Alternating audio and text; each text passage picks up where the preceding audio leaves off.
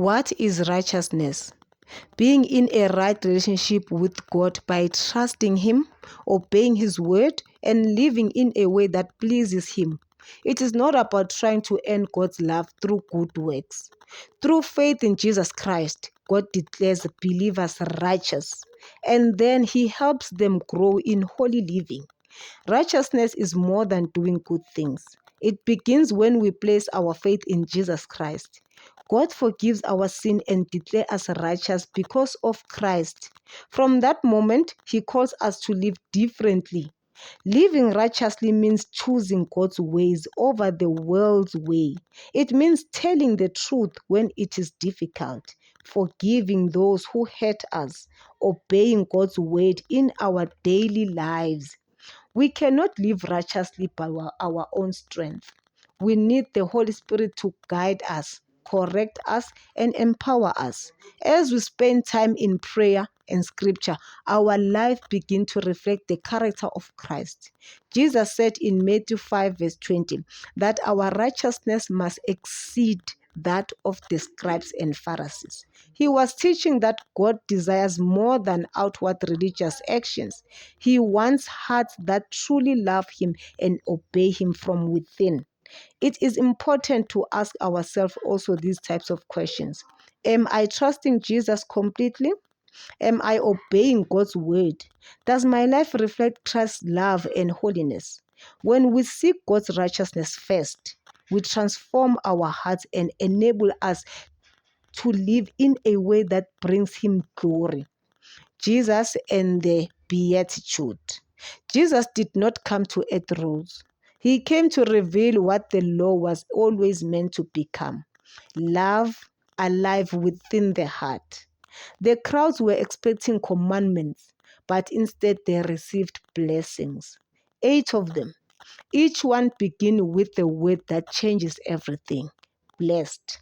These blessings are not promises for another life. They are description of the kind of heart that walks with God. Blessed are the poor in spirit, for theirs is the kingdom of heaven. Poverty of spirit isn't financial, it's spiritual humility. It means recognizing that we have nothing to offer God but our need. The world prizes self-confidence, but Jesus calls blessed those who depend wholly on Him.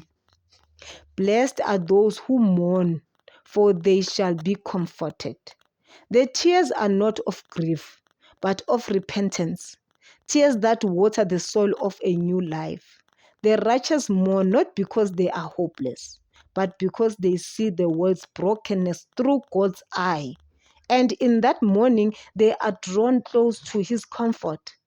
Blessed are the meek, for they shall inherit the earth. Meekness is not weakness, it's strength under control. Blessed are those who hunger and thirst for righteousness, for they shall be filled. Their hunger is not self-righteous, but for God's will to be done on earth as it is in heaven. Blessed are the merciful, for they shall obtain mercy.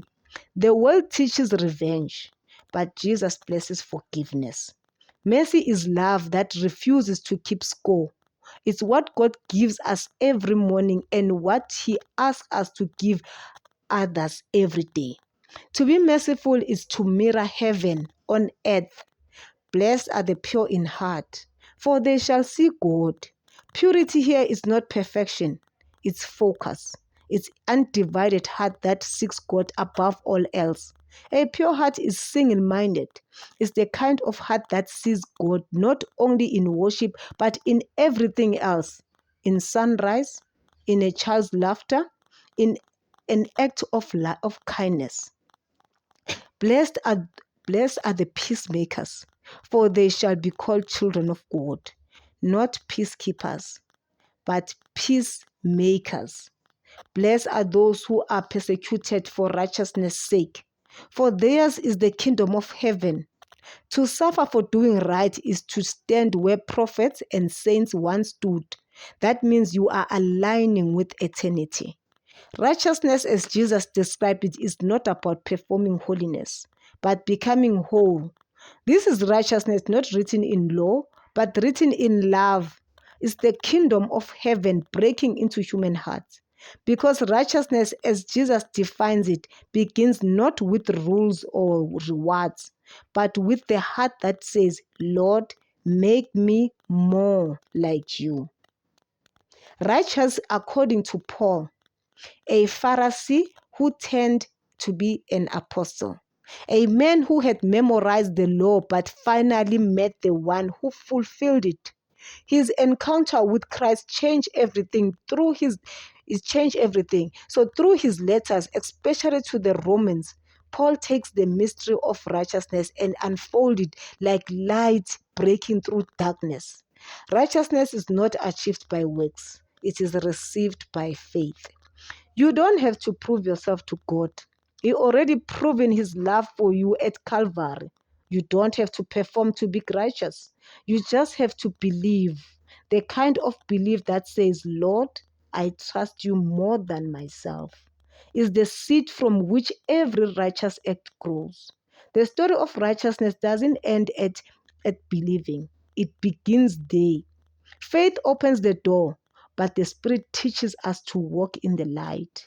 The Lord demanded righteousness from us, but grace produces righteousness from within. And in that transformation, we become living reflection of the one who made us righteous by his love.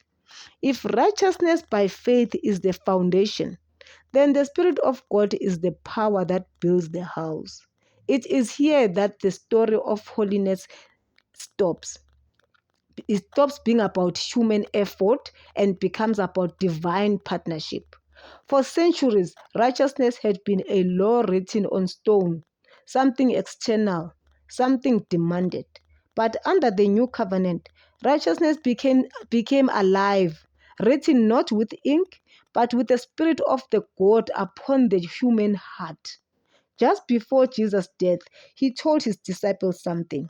He said, "It is to your advantage that I go away. For if I do not go, the Helper will not come to you." That is John 16, verse 7. The disciples couldn't imagine anything better than walking beside Jesus, but he was offering something deeper. God not beside them, but within them. The Spirit will come not as an observer, but as a presence that transforms from the inside out. The Lord told humanity what righteousness looked like, but the Spirit gives the power to live it. The Lord said, don't, do not, don't, do not. The law condemned, but the Spirit renews. The law revealed sin. The Spirit removes its power. The Spirit pours love into the heart until it overflows. When the early church received the Holy Spirit at Pentecost, something irreversible happened. These were not extraordinary people or fishermen. These were not extraordinary people. Fishermen, tax collectors, ordinary men and women. But when the Spirit came upon them, they became living testimonies of divine power. They did not just preach righteousness, they embodied it. Cowards became courageous. The selfish became servants. The broken became bold. Now, Paul explains this beautifully in Galatians 5, verse 22. The fruit of the Spirit is love, joy, peace, patience, kindness, goodness, faithfulness, gentleness, and self-control. Against such things there is no law. Those who belong to Christ Jesus have crucified the flesh with its passion and desires. Paul is not saying the work of the Spirit, but the fruit of the Spirit. Fruit does not grow by striving. It grows by abiding. A tree does not force itself to bear fruit. It simply stays rooted, nourished, and connected to life. In the same way, righteousness is not forced behavior. It's the natural outcome of staying close to God. Galatians 5 verse 16. Walk by the Spirit, and you will not gratify the desires of the flesh. Paul does not say try harder. He says walk. Righteousness is a step-by-step dependence. Some days that walk feels uphill. Some days it feels effortless. But every day the Spirit says, stay with me. The Spirit does not demand perfection. It develops it over time. Spirit-filled believers face temptations, struggles, and the refining fire of growth. Because the Spirit who empowers us to live righteously also teaches us how to persevere when righteousness is tested.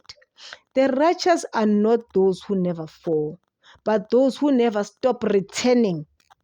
Your failures do not disqualify you from God's love.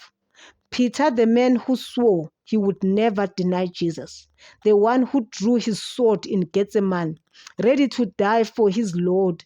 But when the fire burned low in the courtyard, fear whispered louder than faith. You were with him, they said. I don't know the man. He replied 3 times. And when the rooster crowed, Peter remembered Jesus' words and he wept bitterly. With that rooster, Peter realized that he had betrayed the one he loved the most. After the resurrection, Jesus finds him again on another shore by another fire. And instead of a rebuke, Peter receives redemption. Do you love me? Jesus asked, not once, but 3 times, mirroring every denial. And with every yes, Lord, Peter's shame begins to break. Jesus wasn't demanding proof, he was offering restoration. The righteous are not those who never sin. They are those who let grace teach them how to stand. Amen and amen.